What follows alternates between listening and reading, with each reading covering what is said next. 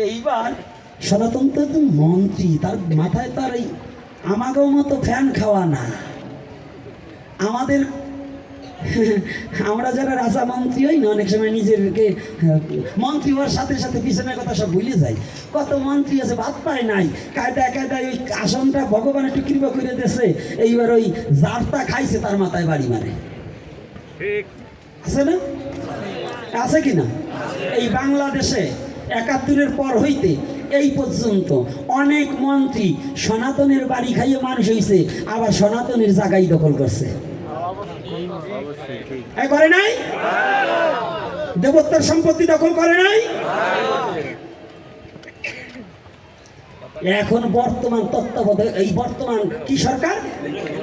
অন্তর্বর্তী সরকার। ও একেবারে বয়রা সরকার, এই সনাতনীর কথার কানে শোনে না। ওও গেছে, ওটা সনাতনীর জন্য না, কারণ সনাতনী এত ৮ দফা দাবি নিয়ে উনি আমাদের একবারও ডাকেন নাই, আমাদের সাথে কথা হয়নি। আরো বরঞ্চ মিথ্যা মামলা দিয়ে অন্তর্বর্তী সরকার আমাদের চিন্ময়কে এখন পর্যন্ত জেলে রেখেছে, এখনো পর্যন্ত জেলে রেখেছে। তবে জানবেন, আপনি অন্তর্বর্তী সরকার, একদিন আপনারও বেলুলেস থাকবে, আপনিও বাবু থাকবেন না বেশি দিন। অন্তর্বর্তী সরকার যেদিন যদি কোনোদিন সুবিধা আসে, যে কোনো দল একদম ক্ষমতায় আসবে, সেদিন আপনি থাকবেন না। তবে আপনি যে আমাদের যন্ত্রণাটা দিচ্ছেন এবং মিথ্যা মামলা দিয়ে আমাদের সনাতনীদের হৃদয়ে দাগ কাটতেছেন, সনাতনী প্রতি হারে হারে আপনার কথা মনে রাখবে, এই বেঈমান হিসেবে বিবেচনা করবে। যদি আপনি এখনো সনাতনীর কষ্ট না বুঝেন। আর সামনে 23 তারিখে শুনানি হওয়ার কথা, আবারও ডেট দিচ্ছে। এত ডেট পাল্টাচ্ছে আমি বুঝি না, কারণ ওনার মধ্যে কি আছে? নিশ্চয়ই মিথ্যা মামলা দিয়ে সনাতনীকে কোনোদিন জেলে আটকিয়ে রাখতে পারবে,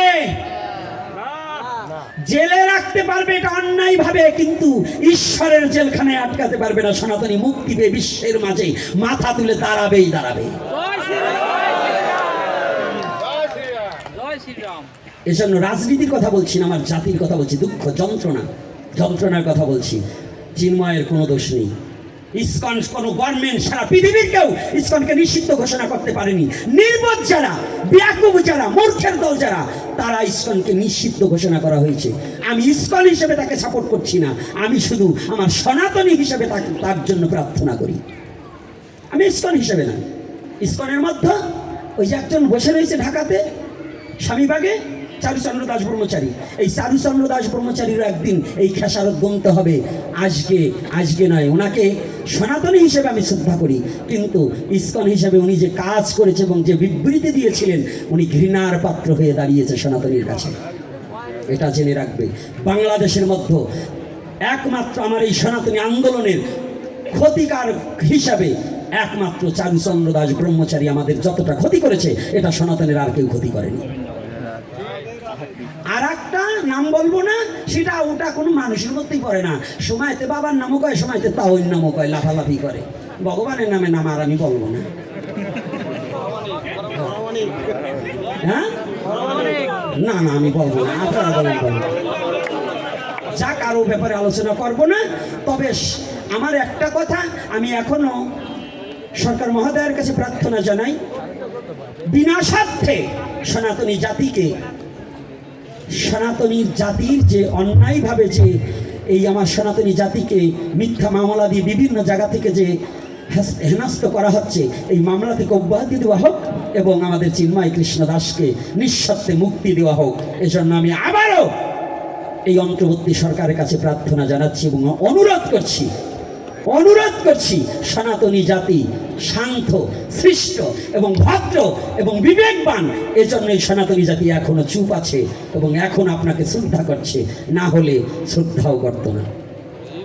তাই আমি অনুরোধ করব, এই ইউটিউবের মধ্য দিয়ে এই বার্তাটা যেন তার কাছে পৌঁছিয়ে যায়, যেন তিনি দয়া করে সনাতনী জাতিকে মিথ্যা মামলাগুলোকে প্রত্যাহার করে যেন তাদেরকে মুক্তি দিয়ে তাদের সংসারগুলোকে যেন আবার গুছিয়ে এই পৃথিবীতে বেঁচে থাকার আশার আলো যেন দেখানো হোক।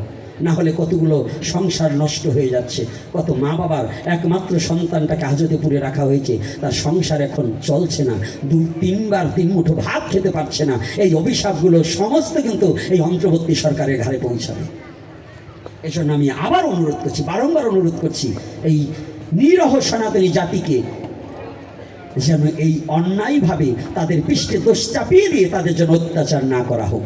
রাধে রাধে।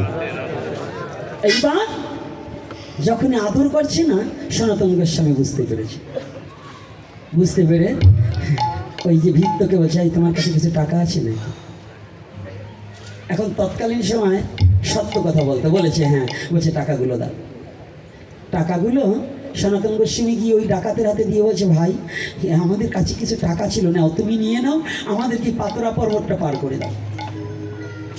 ডাকাত দৌড়িয়ে গিয়ে মনে মনে চিন্তা করছে, চিন্তা করা যায়, এ ব্যক্তির কাছে টাকা আছে, জোর করে নেওয়া যায় না, এই দুজন ব্যক্তিকে তো আমি খুন করতে চেয়েছিলাম, কিন্তু ভাগ্য ভালো আমি পাপ থেকে মুক্তি পেয়ে গেলাম, কারণ দুজন ব্যক্তিকে হত্যা করলে তো আমি পাপী হতাম, তো পাপ থেকে মুক্ত হয়ে গেলাম। কি করা যায়? কি বলছে সাধু বাবা? কারণ ওই যে আটকিয়ে রেখেছিল, চুলদারি বড় হয়ে গেছে তো, দরবেশ বাবা আপনি আমাকে না চাইতে অর্থ দিলেন, বললেন হ্যাঁ তোমাকে, তোমার ভাই প্রয়োজন, তোমাকে দিয়ে দিন। দুখানা চরম জড়িয়ে ধরেছে।